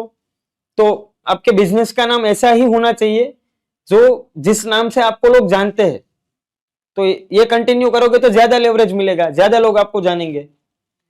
तो जैसा मैंने आपको बताया, टेक वाला अगर कोई बंदा है आपके पास जिसको टेक्नोलॉजी का नॉलेज है, तो उससे जाके मिलो। एंड ये जो भी मैंने अभी आपको बोला है, डोमेन, वेबसाइट, ट्रेडमार्क अपने ब्रांड का, उसको रजिस्टर करवा लो, ताकि आगे चल के आपको ये दिक्कत ना आए कि कोई आकर के आपको ये बोले कि इस नाम से आप बिजनेस नहीं कर सकते, या आपके साथ में हादसा नहीं हुआ होगा, या फिर आप छोटे लेवल पे काम कर रहे हो तो ये आपको अभी दिक्कत नहीं होगी, लेकिन आगे चल के किसी को हो भी सकती है। तो कृति जी का और एक सवाल आया है कि sir what are the things that we have to keep ready to start a boutique, के हमें कौन सी चीजें ब्यूटिक स्टार्ट करने से पहले रेडी रखनी पड़ती है? ब्यूटिक स्टार्ट करने से पहले या फिर फैशन में कोई सा भी बिजनेस स्टार्ट करने से पहले आपको देखो काफी चीजें हैं। एक तो आपको, आप जिस भी स्टेट से हो वहां का आपको गुमास्ता का सर्टिफिकेट, उद्यम का सर्टिफिकेट, उसके बाद अगर आप सोच रहे हो बड़ा बिजनेस बनाने के लिए तो आपको GST नंबर ले लेना चाहिए मेरे हिसाब से पहले से ही। मैंने तो कोचिंग के लिए सबसे पहले GST नंबर ले लिया था, लाख रुपए का भी मेरा टर्नओवर नहीं था। एंड अगर आप सोच रहे हो कि 20 लाख के टर्नओवर के बाद लेना है तो वो भी ठीक है, वो कोई दिक्कत नहीं है, लेकिन रेफरेंस आपके पास में होना चाहिए कि हाँ इस टाइम पे मैं ये करूंगी। फिर आपका बिजनेस का जो नाम है उसका ट्रेडमार्क आपको ले लेना है। अगर आप ऑनलाइन बिजनेस करने वाले हो, ठीक है, तो आपको बैंक में अकाउंट चाहिए, वो सारी तो कॉमन चीजें हैं, ठीक है। एंड इसके अलावा सर्टिफिकेट तो ठीक है, चलो ये तो आपको, आप जैसे स्टार्ट करोगे आपको दिक्कत आती जाएगी, आप इसको क्लियर करोगे, लेकिन बिजनेस का फंडा क्लियर होना सबसे ज्यादा जरूरी है कि आप क्या बेचने वाले हो, किसको बेचने वाले हो, ठीक है। तो आपका कस्टमर टारगेट ऑडियंस कौन है ये डिसाइड करना बहुत जरूरी है। प्रोडक्ट का प्राइसिंग क्या होगा ये डिसाइड करना बहुत जरूरी है। मार्केट में टेस्टिंग कर लेना सबसे पहले बहुत जरूरी है, फिर ही उस बिजनेस को स्टार्ट करो। बहुत सारे लोगों को ये जल्दबाजी होती है कि मैं फटाफट से स्टार्ट कर देता हूँ, बिजनेस का ओपनिंग कर देता हूँ, ओपनिंग सेरेमनी भी कर देते हैं, एंड फिर 1-2-3 महीने के बाद प्रोडक्ट नहीं चलते हैं, फिर उनको क्लोज करना पड़ता है, क्योंकि उन्होंने वो 7 स्टेप प्रोसीजर फॉलो नहीं किया है। कौन सा 7 स्टेप प्रोसीजर? कि पहले प्रोडक्ट को डिसाइड करना है, फिर प्राइसिंग को डिसाइड करना है, फिर प्रोस्पेक्ट को डिसाइड करना है, ठीक है, मार्केट में ऑडियंस क्या, किसको हमें सर्व करना है उसको डिसाइड करना है, टेस्टिंग करना है मार्केट में, फिर उसको लॉन्च करना है। हम सीधा सीधा क्या करते हैं पता है? प्रोडक्ट डिसाइड किया, प्राइसिंग डिसाइड किया, टेस्ट वेट कुछ किया नहीं है मार्केट में, सीधा ही लॉन्च कर दिया। तो ये सब बहुत इंपॉर्टेंट है। इतने चीजें हैं जो मेरे हिसाब से किसी भी स्टार्टअप को या फिर फैशन बिजनेस को, अपने बिजनेस को स्टार्ट करने से पहले करनी ही चाहिए। ये सब रेडी है तो आप करो, 1 महीना डिले कर दो अपना लॉन्चिंग, लेकिन ये सब कुछ रेडी करो सबसे पहले। और अभी आपका ये आंसर जानने के बीच में मुझे सडनली एक क्वेश्चन याद आ गया कि मेरा मैथ्स बहुत ही वीक है सर, और मेरा बिजनेस अभी चल रहा है उस स्टेज पे कि अच्छी सी इनकम हो रही है, महीने के मैं 1-1.5 लाख में कमा रही हूँ। तो सपोज कि मेरा एनुअल टर्नओवर आप देखने जाओ ना तो 10-15 लाख हो जाता है, तो उसमें खर्चे निकालना, ये निकालना, मेरे मैथ्स की एक तो प्रॉब्लम है, तो मैं सब कुछ ये फाइनेंस कैसे हैंडल कर सकता हूँ? 2 तरीके हैं फाइनेंस हैंडल करने के। देखो ये तो आपको समझ में भी आ जाएगा, एंड मैं शॉर्ट आपको क्लियर करता हूँ, मजा आएगा इसमें। मैं खुद अभी भी इसको फॉलो कर रहा हूं। एक तो है कि मैं शार्क टैंक पे गया था, पहला मेथड जो मैं नहीं कर रहा हूं वो मैं आपको बताता हूं, और आप में से भी कई लोग नहीं कर रहे होंगे इसको। कई लोग क्या, मेरे हिसाब से 99% लोग इसको नहीं कर रहे। कि कहां से इनकम हुई, वो इनकम सोर्स सबसे पहले पता करते हैं हम। उसके बाद जितनी जितनी इनकम हुई उसका टोटल करना है कि इतनी इनकम हुई। उसके बाद एक्सपेंस के बहुत सारे टाइप्स है कि कोई फिक्स एक्सपेंस है। फिक्स एक्सपेंस यानी हो गया आपकी ऑफिस का रेंट, आपके शोरूम का रेंट, उसके बाद लाइट बिल, उसके बाद आपका फिक्स एक्सपेंस मान लो स्टाफ की सैलरी, ये सब कुछ फिक्स में आएगा।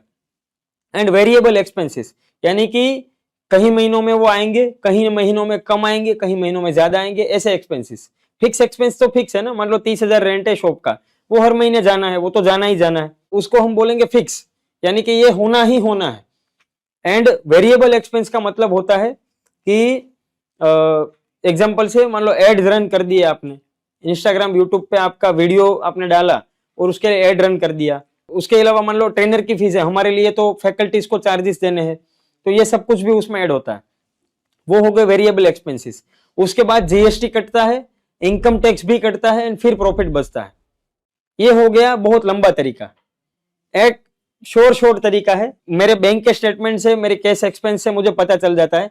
वो ये है कि इस महीने कितनी इनकम हुई, मैं ये देखता हूँ, कहीं से भी आई हो, मुझे उससे वो नहीं, मैं वो करता हूँ कितनी इनकम हुई, कितना एक्सपेंस हुआ, ठीक है, एंड कितना मेरे पीछे बचा है, मेरे सब काट कूट के एक साल के अंदर कितना मेरे लिए बचा है। जो नेट प्रॉफिट बचा है, जो आप अपने घर पे लेके गए हो, उसको मैं प्रॉफिट बोलता हूं कि इतना तो मैं लेके चला गया, वही मेरे लिए प्रॉफिट है। बाकी बिजनेस में जो रोटेट कर रहा है पैसा, वो मेरे लिए प्रॉफिट नहीं है। वो तो आज नहीं तो कल बिजनेस में यूज होगा, मैं कुछ बड़ा करूंगा, मान लो अभी मैं डेवलप कर रहा हूँ, ऑफलाइन सेंटर बना रहा हूँ, तो उसमें पैसा लगा रहा हूँ, वो प्रॉफिट नहीं गिनता हूं मैं उसको। प्रॉफिट मेरे लिए वो नहीं है, प्रॉफिट है जो मैं घर पे लेके गया। बहुत सिंपल स्ट्रेटेजी से काम करना है।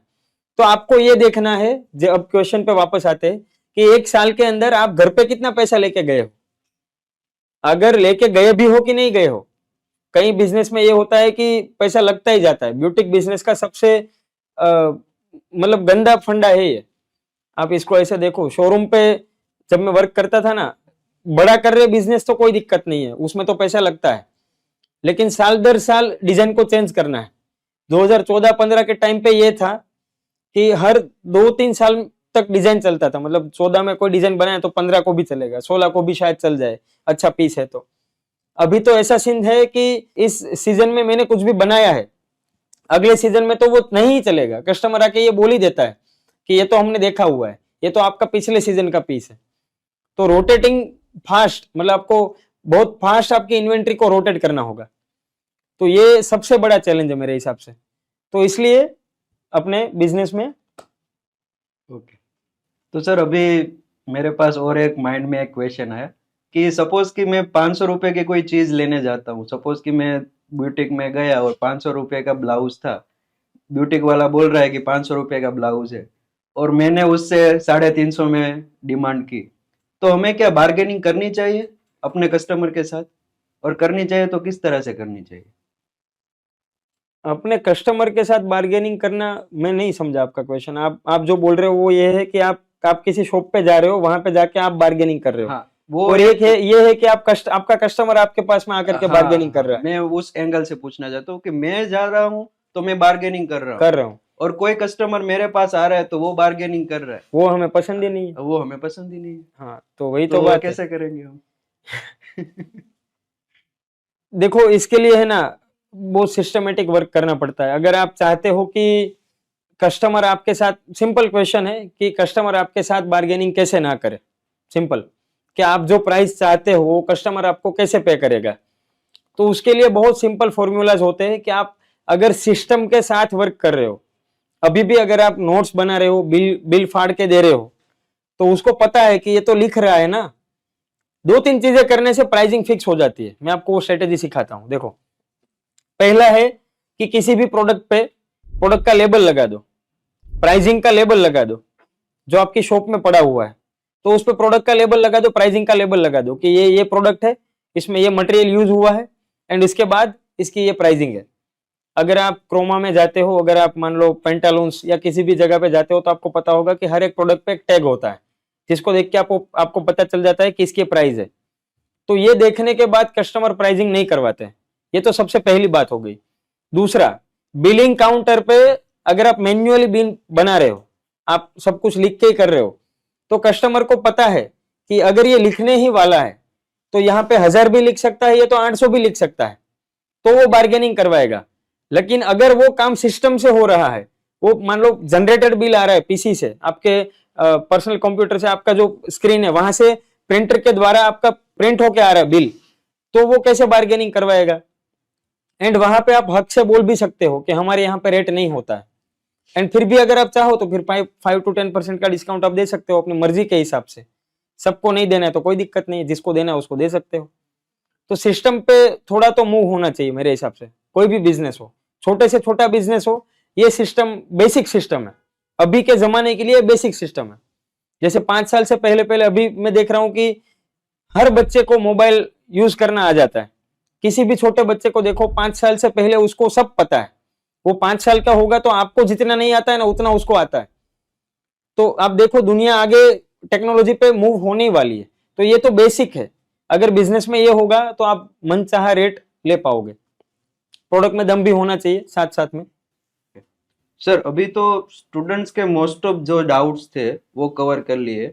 अभी थोड़े से हमारी जो टीम ने थोड़े से प्रिपरेशन करके रखे हैं कि स्टूडेंट्स के तो डाउट है तो हम स्टूडेंट्स को एक्स्ट्रा क्या दे सकते हैं कि जो मेजरली सभी के डाउट्स होने चाहिए। राइट। तो वो जो हमने थोड़े से सेशन में कवर नहीं किया होगा, तो वैसे थोड़े से क्वेश्चंस मेरे पास आए हैं। तो उसमें से पहला क्वेश्चन ये है कि जो टेलरिंग का बिजनेस है उसमें हमें कौन कौन से मटेरियल्स और टूल्स रेडी रखने चाहिए? देखो टेलरिंग का बिजनेस है तो आपके पास में बेसिक जो भी टेलरिंग के लिए टूल्स है, सीजर, मेजर टेप, वो सब तो अभी मैं आपको पता हूँ, वो भी हंसी आएगी आपको, वो सब तो रेडी रहना ही चाहिए। इसके अलावा फर्माज आपके पास में होने चाहिए किसी भी कस्टमर के। जो मुझे लगता है कि कोई भी जो टेलर वाला है वो 90% टेलर मैंने ऐसे देखा है जो कस्टमर के फरमाइश को प्रिपेयर करके नहीं रखते हैं।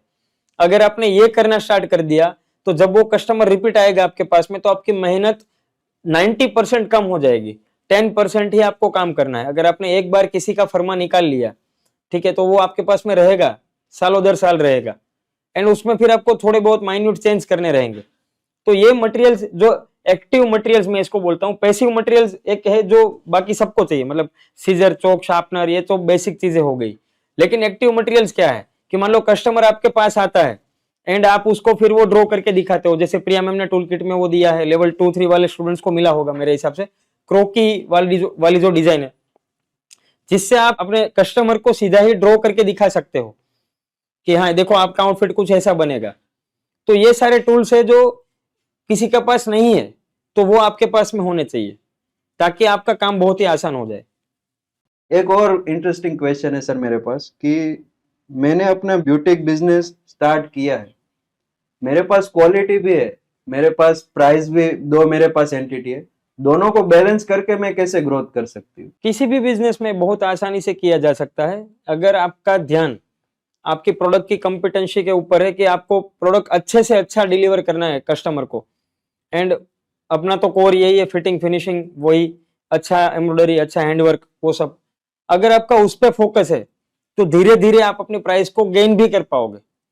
मेरे हिसाब से साथ में लेकर के चलने का यही मतलब होना चाहिए कि प्राइसिंग सही है, वो आपको नहीं, वो कस्टमर को डिसाइड करने का मौका मिले कि जितना मैं दे रहा हूं वो मैं सही अमाउंट दे रहा हूं इस ब्यूटिक वाले को, इस टेलर को, कि जितना मेरे को वैल्यू मिल रहा है उससे कम ही मैं पैसा दे रहा हूं, ऐसा उसको लगना चाहिए। तो ये कब होगा? जब आप अपनी प्रोडक्ट की क्वालिटी पे, आप अपनी प्रोडक्ट पे कंटिन्यूअस फोकस करके काम करो। हमारी टीम 20 लोगों की R&D टीम है, उसका सदंतर यही काम है। और स्टूडेंट्स को सबसे ज्यादा जो हमसे दिक्कत रहती है ना, वो यही दिक्कत रहती है कि आप हर साल अपनी मेथड को चेंज कर देते हो। तो मेरे हिसाब से ये होना ही चाहिए, ये दिक्कत तो स्टूडेंट्स को आनी ही चाहिए, ये दिक्कत आपके कस्टमर को आनी ही चाहिए कि आपने मेरे को 6 महीने पहले कुछ बना के दिया था, उसका मेरे से आपने इतना चार्ज लिया था, लेकिन उसमें मेरे को फिटिंग कम मिली थी, लेकिन अभी जो आप मेरे को बना के दे रहे हो उसमें मेरे को फिटिंग ज्यादा मिली, तो ऐसा क्यों? तो ये प्रॉब्लम आनी चाहिए। ये अच्छी प्रॉब्लम है, बुरी प्रॉब्लम नहीं है, और इसी की वजह से आप अच्छी प्राइसिंग ले पाओगे। प्रिया मैम को हर बार अगर कोई क्वेश्चन पूछता है तो उसमें ये क्वेश्चन इंक्लूड होता ही है कि आप अपनी मेथड को है ना हर साल चेंज कर देते हो। मेथड को चेंज करने का मतलब है कि एग्जांपल से समझो, जैसे मोबाइल की टेक्नोलॉजी में हर साल वर्जन अपग्रेड होता है। सैमसंग का S22 अल्ट्रा आ गया, 23 अल्ट्रा आ गया, उसके बाद 24 आ गया, अब 25 आ गया, इस फरवरी में 26 अल्ट्रा आएगा। हर मोबाइल में कुछ नया आ रहा है, हर बार कुछ नया सीखने को मिल रहा है, हर बार नए फीचर्स मिल रहे हैं। तो मेरे हिसाब से हमारे कोर्स में भी ये है कि हर बार आपको कुछ नया, कुछ बेहतरीन सीखने को मिले। एंड हर बार हम मेथड को चेंज इसीलिए करते हैं कि ज्यादा फिटिंग एंड फिनिशिंग आपको मिले, आपके कस्टमर को मिले। तो आपका भी यही होना चाहिए, प्रोडक्ट पे फोकस करो, अच्छे से फोकस करो, एंड प्राइसिंग फिर आप अच्छी ले पाओगे, ज्यादा से ज्यादा ले पाओगे।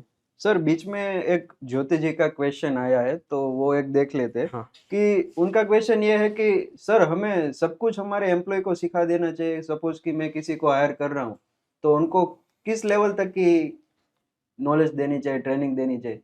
तो ऑल टाइम तो हमारे साथ रहेगा नहीं, तो ऐसा कोई लेवल हमें डिसाइड करना चाहिए कि क्या करना चाहिए? देखो, ये सबसे बड़ा मिथ है सबके दिमाग में कि सब कुछ सबको शेयर मत करो। जब हमने कोचिंग स्टार्ट किया ना, तो मेरा और प्रिया मैम का भी यही था। सच बोल रहा हूँ, मतलब कुछ गलत नहीं है, सबके माइंड में ये होता है, मेरे माइंड में भी यही था। प्रिया मैम का कभी ऐसा नहीं रहा, लेकिन मेरे माइंड में तो सच में ये था कि 2000 रुपीज की फीस में तुम उनको पूरे ब्लाउज का मास्टर क्लास सिखा दे रही हो, तो ये मुझे जेन्युइन नहीं लग रहा है। फिर ये बहुत सारे डाउट्स होते, फिर ये कस्टमर हमारे पास वापस क्यों आएगा, ठीक है? और हमने अगर सब कुछ सिखा दिया तो उसको सब कुछ आ जाएगा, तो वही हमारा कंपटीशन बन जाएगा। बहुत सारे विचार आते हैं दिमाग में, लेकिन ये सच नहीं है, ऐसा कुछ नहीं होने वाला है। अगर आप अपनी टीम के ऊपर काम करोगे, आप अपने, जैसे मैं स्टूडेंट की बात कर रहा था अभी, उसको पहले कंटिन्यू करता हूँ, फिर टीम पे वापस आता हूँ। अगर आप अपने कस्टमर को, आप अपने स्टूडेंट्स को 0 to 100 पूरा नॉलेज दे रहे हो, तो उसके दिमाग में कुछ भी डाउट नहीं बचेगा, एंड वही आपके लिए सेटिस्फेक्शन का मोमेंट होगा। एंड तभी जाके वो दूसरे लोगों को जाके शेयर करेगा कि हाँ, यहाँ से मैंने सीखा है और मैं तभी यहाँ तक पहुंची हूँ। बाकी आपका नाम कोई लेगा क्यों? जब अगर आपसे पूरा नॉलेज नहीं मिला है तो आपका कोई नाम क्यों लेगा? सेम उसी तरीके से टीम भी वही है। आप समझो, आप अगर अपनी टीम से, मतलब ऐसा सोचोगे कि मैंने अगर इसको सब सिखा दिया, एक बार आया भी था पिछले साल में एक डाउट सेशन में, प्रिया मैम के सामने एक क्वेश्चन आया था जिसका मैंने आंसर किया था। कारीगर को मैंने सिखा दिया, मेरे अंडर में एक लड़की थी, उसको मैंने सिखाया, और फिर उसने मेरे ही सामने ब्यूटिक ओपन कर लिया, तो अब वो मेरी कंपटीशन बन गई है।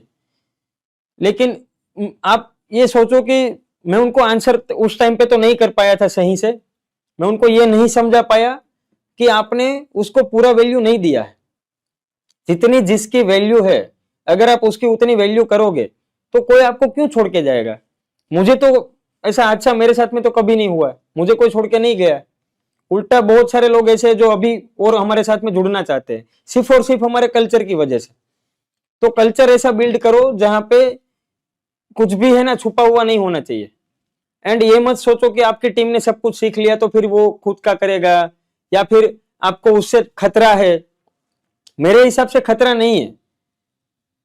एक बहुत बड़ा मतलब वैज्ञानिक है, मैं उसका नाम तो भूल गया, साइंटिस्ट, उसने ये बात अपने रिसर्च में कही है कि जिन बिजनेसेस में अच्छे से टीम पे फोकस किया जाता है, उनको सिखाया जाता है, वहां का कोर कॉम्पिटेंसी, उनका मतलब जो साथ चलने का वो होता है ना कि आपके साथ में कोई आदमी कितना टिक के रहेगा, वो कोई भी बोलता तो 2-3 साल ही है, लेकिन वो 20-25-30 साल तक एक्सपांड हो जाता है, खुद ही हो जाता है। कोई क्यों मूव करेगा? जब आप उसकी लाइफ के बारे में सोच रहे हो, उसके नॉलेज के बारे में सोच रहे हो, तो कोई आपको छोड़ के क्यों जाएगा? आप मुझे ये बताओ।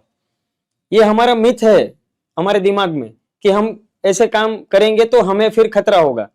ऐसा कोई खतरा नहीं है, और अगर है भी तो मेरे हिसाब से तो ये रिस्क लेना चाहिए। ये वो वाली बात है कि आपने लड्डू ना खा के पछताने से अच्छा है खा के पछताओ। तो मेरे हिसाब से शेयर करो, जितनी इंफॉर्मेशन शेयर करोगे, फिर पछताओगे तो कोई दिक्कत नहीं है। उल्टा आपने नहीं किया और छोड़ के चला गया तो वो तो फिर गलती हो गई ना, तो ऐसा नहीं करना है। और एक कहावत भी है, ज्ञान देने से बढ़ता है। हाँ बिल्कुल, जितना आप शेयर करोगे, अभी जैसे मैं शेयर कर रहा हूँ तो मेरे दिमाग में भी बहुत सारे नए नए आइडियाज आ रहे हैं। जितना मैं शेयर करने की कोशिश ज्यादा कर रहा हूँ, उतना मैं खुद ज्यादा जान रहा हूँ। ओके, तो सर अभी जानने की बात आई तो मेरे माइंड में एक क्वेश्चन आया है कि फैशन इंडस्ट्री में एवरीडे बहुत सारे रिवॉल्यूशन होते हैं, तो एवरीडे का हमें ट्रेंड्स वो वगैरह वो हम कहाँ से जान सकते हैं? सोशल मीडिया के अलावा ये पॉसिबल नहीं है। अभी का ये वो जमाना नहीं है कि आप न्यूज़पेपर पढ़ के, आप बॉलीवुड का जो आता है हर बुधवार गुरुवार को, वो सब देख करके पता करो कि अभी मार्केट में क्या ट्रेंड चल रहा है। आपको डीप रिसर्च करना पड़ेगा सोशल मीडिया के ऊपर। पिंटरेस्ट, यूट्यूब, इंस्टाग्राम, यही सब है पूरे इंडिया में, पूरी दुनिया में, सबके लिए, जहां से सबको पता चलता है कि आने वाला ट्रेंड क्या आने वाला है, मार्केट में नेक्स्ट क्या आने वाला है, ये आपको तभी पता चलेगा। एंड बहुत सारे अच्छे अच्छे पेजेस है जिसको अगर आप फॉलो करके रखोगे तो आपको ये इन्फॉर्मेशन सबसे पहले मिल जाएगी। जैसे मेट गाला हो गया, जहां तक 3-4 तो मुझे याद है अभी, कांस हो गया, मेट गाला हो गया, ये इन सब पेजेस को आप फॉलो करके रखो ताकि आपको अच्छे से समझ में आ जाए कि आने वाला ट्रेंड क्या आने वाला है मार्केट में। ठीक है।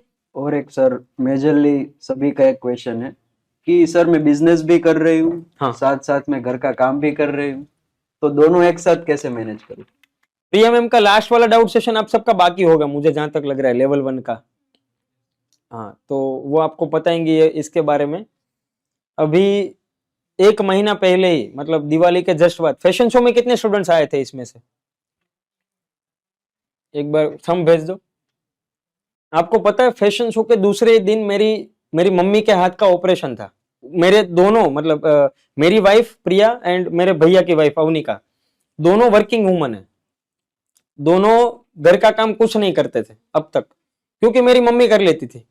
लेकिन मेरी मम्मी को इस साल उनका ये जो राइट हैंड का जो थंब है वो पूरा घिस गया, काम करने की वजह से घिस गया, हड्डी घिस गई, तो उनका ऑपरेशन था। 2 साल से तो हम उसको पेंडिंग कर रहे थे, लेकिन इस साल पे तो करना ही था क्योंकि उसके बाद वरना वो काम नहीं कर पाते। तो फैशन शो के दूसरे ही दिन उनके हाथ का ऑपरेशन था। ठीक है। तो प्रिया मैम की 1 महीने की क्लास में छुट्टी थी। आपने देखा होगा बाकी सारी फैकल्टीज के क्लास स्टार्ट हो गए, लेकिन प्रिया मैम के क्लास काफी लेट से स्टार्ट हुए थे दिवाली के बाद। तो 1 महीना प्रिया मैम ने पूरा घर का ही काम किया है। तो मेरे हिसाब से तो अगर आप दोनों साथ में लेकर के चल रहे हो, या फिर जब आपकी जरूरत हो, जब आपको मौका मिले, तो आप अपने आप को वहां पे साबित करके दिखाओ। अपनी फैमिली में कहीं पे भी आपको बिजनेस में मौका मिल रहा है, वहां पे साबित करके दिखाओ। आप अपने फैमिली में आपको मौका मिल रहा है, वहां पे 100% आप उसको साबित करके दिखाओ कि देखो मेरा कोई ऐसा इंटेंशन नहीं है कि मैं सिर्फ यही करना चाहती हूँ, मैं सब कर लूंगी। और आप में से कई सारे लोगों को मैं इसके लिए, मतलब मैं हाथ जोड़ के मैं मतलब वो करना चाहूंगा कि आप ऐसे हो कि आप घर का भी काम कर लेते हो। प्रिया मैम तो चलो ठीक है, अभी वो वापस से अपना बिजनेस का काम संभाल लेंगे, लेकिन एक चीज जो सबसे अच्छी हुई कि इस 1 महीने में उनको खाना बनाना आ गया। तो अब मेरे को लाइफ टाइम वो टेंशन नहीं रहेगा कि रोटी दाल चावल का, उतना तो उनको आ गया। जैसे हमारी मम्मी को रोटी आती है, सेम टू सेम उनको आ गई। तो मेरे लिए तो बहुत अच्छा हुआ। तो ये आना जरूरी है। अगर आप एक लेडी हो तो ये तो मेरे हिसाब से अपना देश, इंडिया का ये वो कल्चर है, इंडिया का नेचर है कि यहाँ पे लेडी को ये सब बेसिक तो आना ही चाहिए। तो अगर आपको आता है, आप दोनों काम साथ में संभाल रहे हो, तो बड़ी खुशी की बात है। लेकिन अब यहाँ पे आगे बढ़ना है हमें भी, हमारी ये सोच है, आपकी भी सोच है कि हमें आगे बढ़ना है, कुछ बड़ा करना है। तो 10 साल पहले की बात करता हूं मैं अभी आपको। जब अवनिका मैडम की शादी हुई ना, तो मेरे घर में जीन्स पहनना तक अलाउड नहीं था। 2012-13 की बात कर रहा हूं मैं। एंड बिजनेस करना भी अलाउड नहीं था मेरे घर में। उन्होंने समझा समझा के साल दर साल चेंज कर करके उन्होंने खुद एक स्टार्टअप किया, एंड मेरे घर का सपोर्ट भी साथ में बरकरार रखा है। ऐसा नहीं है कि नहीं मानते लोग। आप अगर कुछ साबित करके दिखाओगे तो सामने वाला कन्विंस होता है। अगर आप 100% एफर्ट डाल रहे हो ना किसी भी जगह पे, तो सामने वाला कन्विंस होता ही होता है। तो धीरे धीरे मेरी मम्मी चेंज हुई, मेरे पापा चेंज हुए। उनको मतलब शाम को 6 बजे घर पे आ जाने का ये सारे रूल्स थे, वो सब हट गए। फिर मैं उनके साथ में जुड़ा तो उनको तो पूरा फ्रीडम मिल गया एक टाइम के बाद में। लेकिन मैं भी उनके साथ में कब जुड़ा? मैं 2 साल के बाद जुड़ा था राजा रानी में। तब जाके उनको फ्रीडम मिला था कि हाँ, अब से तुम्हारे ऊपर कोई वो नहीं है, तुम लेट नाइट काम करो, क्योंकि मोहित तुम्हारे साथ में है तो कर सकते हो। ठीक है। तो शुरुआत का स्ट्रगल सबका सेम होता है। मेरी फैमिली में भी सेम स्ट्रगल था कि उनको कुछ करने का मौका नहीं मिल रहा था, एंड सब कुछ करना पड़ता था, घर का काम भी करना पड़ता था, बिजनेस को भी संभालना है, सब कुछ करना है। तो ये आप सबका सीन है, मुझे पता है। लेकिन मेरे हिसाब से आप इसको छोड़ मत देना और फोकस करो इसके ऊपर अच्छे से। जैसे ही रिजल्ट आना स्टार्ट होगा ना, थोड़े से पैसे आने स्टार्ट हो जाएंगे ना, तो फिर सब आपको सपोर्ट करना भी स्टार्ट कर देंगे। यही सीन होता है, हर कहानी का यही सीन होता है एंड यही एंड है। Thank you sir. और एक क्वेश्चन है कि यहाँ पे जो लोकल एग्जीबिशंस रहते हैं जो हमारे नियर बाय में होते हैं, तो उसमें हमें पार्टिसिपेट करना चाहिए, और अगर वो पैसे लेके करते हैं तो उसमें हमें इन्वेस्ट करना चाहिए या क्या करना चाहिए? बिल्कुल, एग्जीबिशन में आपको जाना ही चाहिए। एग्जीबिशन में तो हम भी खुद अभी भी जाते मतलब, क्योंकि वहां से आपको नए ट्रेंड्स का इनसाइट इंफॉर्मेशन बहुत अच्छे से मिलता है। देखो, जैसे मैंने आपको अभी बोला, सोशल मीडिया के पेजेस में आपको भेज दूंगा, लेकिन हर चीज सोशल मीडिया पे अवेलेबल नहीं है। आपके एरिया में क्या लोकल ट्रेंड चल रहा है वो तो आपको खुद घूम के ही पता करना पड़ेगा। तो वो आपको कहाँ से पता चलेगा? ये एग्जीबिशन के माध्यम से आपको पता चलेगा। उनकी फीस कोई ज्यादा नहीं रहती है, मान लो 200-300 अगर एंट्री फीस है, तो मेरे हिसाब से तो वो देनी चाहिए। अंदर से आपको बहुत कुछ नई डिजाइन पैटर्न्स देखने को एंड सीखने को मिलेगी। उसको फिर आप अपने बिजनेस में आकर के इंप्लीमेंट करो तो अच्छा रिजल्ट मिलेगा। तो जाना ही चाहिए, मस्ट, ये तो कंपलसरी है। और सर, मेरा सपोज कि मैं एक कुर्ता या कुछ ऐसा बना रहा हूँ, तो उसमें बीड्स वगैरह वो जो भी एसेसरीज उसकी आती है, तो मैं एक रेगुलर एक सप्लायर से ले रहा हूँ, तो मुझे उसके साथ टाइप कर लेना चाहिए, और टाइप कर लेता हूँ तो किस तरह से मुझे उसके साथ टाइप करना चाहिए? टाइप करने से देखो, ये दो फायदे होते हैं।